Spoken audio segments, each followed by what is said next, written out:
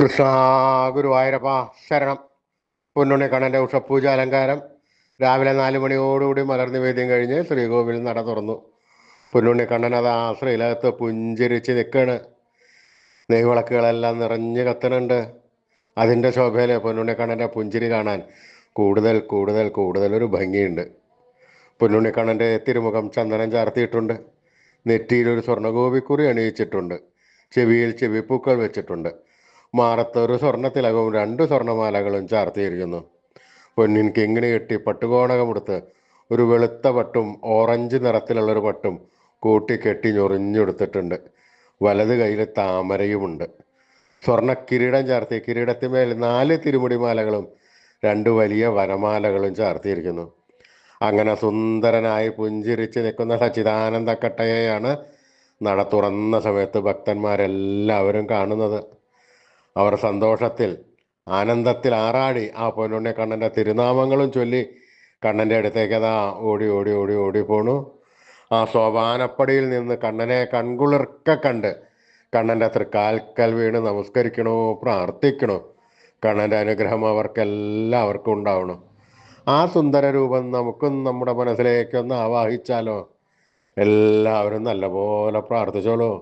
പൊന്നിൻ കിങ്ങിണി കെട്ടി പട്ടുകോണകമെടുത്ത് ഓറഞ്ച് നിറത്തിലുള്ള പട്ടും വെള്ളപ്പട്ടും കൂട്ടിക്കെട്ടി ഞൊറിഞ്ഞെടുത്ത് വലത് കയ്യിലൊരു താമരയും പിടിച്ച് സർവാഭരണ വിഭൂഷിതനായി നിന്ന് പുഞ്ചിരിക്കുന്ന ആ സച്ചിദാനന്ദക്കട്ടയുടെ രൂപം എല്ലാവരും മനസ്സിൽ വിചാരിക്കൂ, നല്ലപോലെ വിചാരിക്കൂ.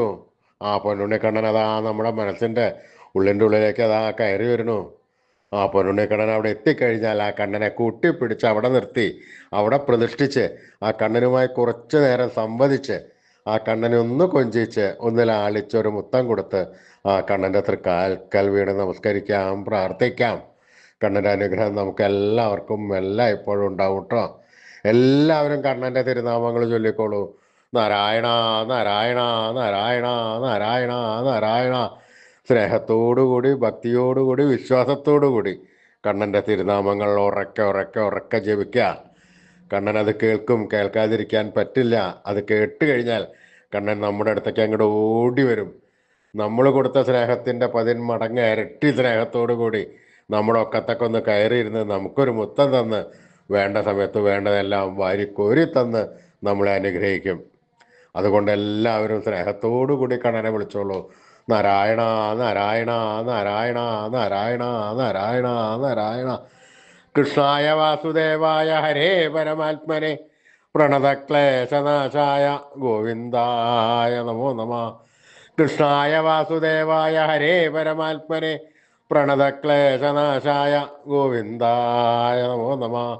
കൃഷ്ണായ വാസുദേവായ ഹരേ പരമാത്മനെ പ്രണതക്ലേശനാശായ ഗോവിന്ദായ നമോ നമ. അച്യുതാനന്ദ ഗോവിന്ദ അച്യുതാനന്ദ ഗോവിന്ദ അച്യുതാനന്ദ ഗോവിന്ദ. ഈ നാമത്രയ മന്ത്രം എല്ലാവരും ദിവസേന ഉപാസിക്കുക. നിത്യവും ഉപാസിച്ചു കഴിഞ്ഞാൽ നമുക്ക് ആയുരാരോഗ്യ സൗഖ്യം സർവസമ്പൽ സമൃദ്ധി സർവ ഐശ്വര്യം സന്തതി പരമ്പരകൾക്കെല്ലാം ശ്രേയസ് ഉണ്ടാവുന്നതാണ്. അതുകൊണ്ട് എല്ലാവരും ജപിച്ചോളൂ. ഋഷീശ്വരന്മാർ തലമുറകൾ കൈമാറി തന്ന ഈ അമൂല്യനിധി നമ്മൾ വിട്ടുകളയരുത്, നമ്മൾ ഉപാസിക്കണം. അതുമാത്രം പോരാ, നമ്മുടെ വരും തലമുറകൾക്ക് അത് ഉപദേശിച്ചു കൊടുത്ത് അവരെ കൊണ്ട് നിത്യവും ഉപാസിപ്പിക്കുകയും കൂടി വേണം.